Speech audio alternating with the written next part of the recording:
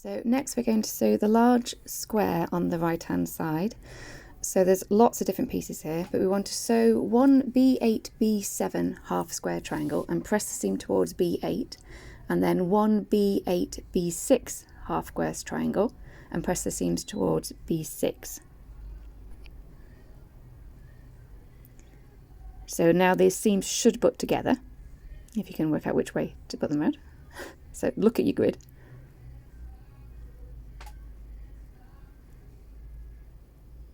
So you're me trying to work it out. Okay, like that, okay? And we're going to sew those two triangles together, press the seams open, and then we're going to sew B9 to the right edge and square B5 to the left edge, and we're pressing those seams outwards, away from the star points. So you can just see I'm just pressing that one in the middle open. And then that gives us the flattest bit for those star points. And that makes the bottom row of the star.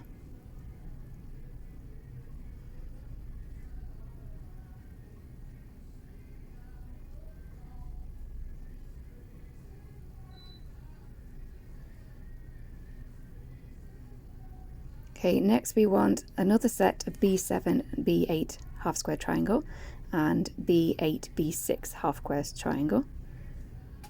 So sew those together. It doesn't matter on these ones which way you press the seams, so just do them the way you did before. And then we want to sew so that we've got one either side of the rectangle B10. So it's the B7, B8 on the left side of the rectangle and the B8, B6 on the right side of the rectangle.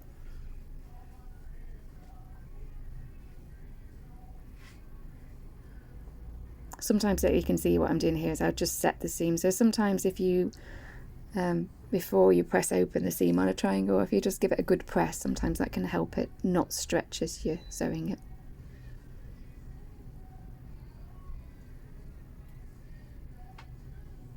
So that's it sewn onto the rectangle, and we're going to press them, and this time we're going to be pressing the seams away from B10.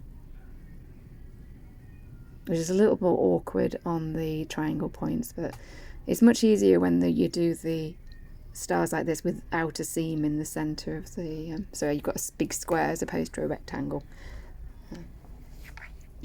But I wanted to have a kind of border edge with a lighter colour, so that's why I split it. So we want to sew the two sections of the star together. And we're going to press away from B10 towards the lower half of the star.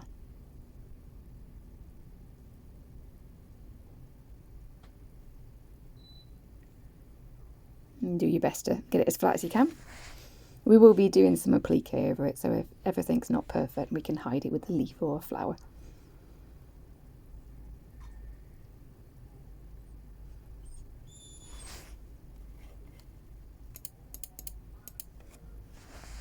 So we're going up the star onto the third row.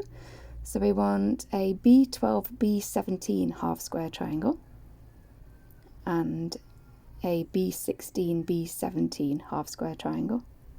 So sew those two.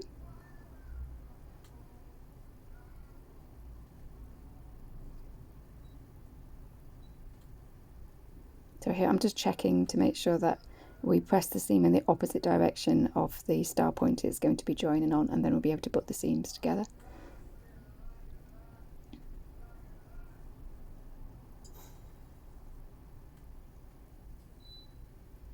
Okay, and then you want to get rectangle B11, which is this dotty green one. And we're going to sew these triangles either side.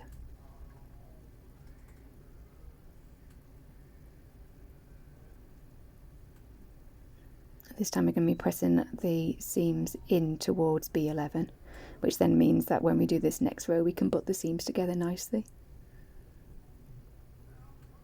So sew that, and then we're going to press the seam towards B11, so pressing it up, and that makes 3/4 of the star.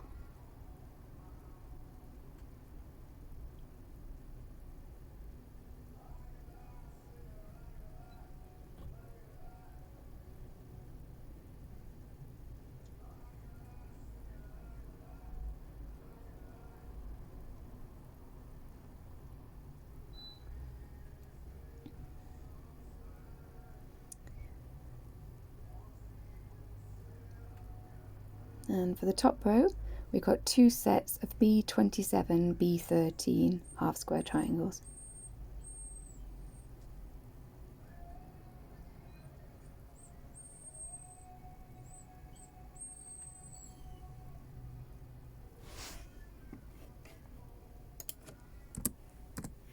So I'm going to press the seam, so one set go towards B27 and the other one moves, actually this must be B17, sorry, not B27. One is towards and one's away, and then as we've done before, we're going to put those seams together, show the double star point, and we're sewing along that dark edge there. And then sew squares B14 onto the left and B15 onto the right edge, and we'll press the seams out, and then to finish off we're just going to sew that onto the top of our star and press the seam down towards B11. Give it all a good press.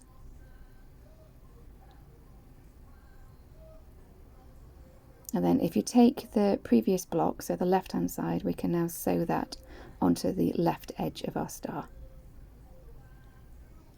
And we're going to press the seam away from that square and a square because they tend to be the bulkiest. So if you can try and keep them flat, so press away into the main star.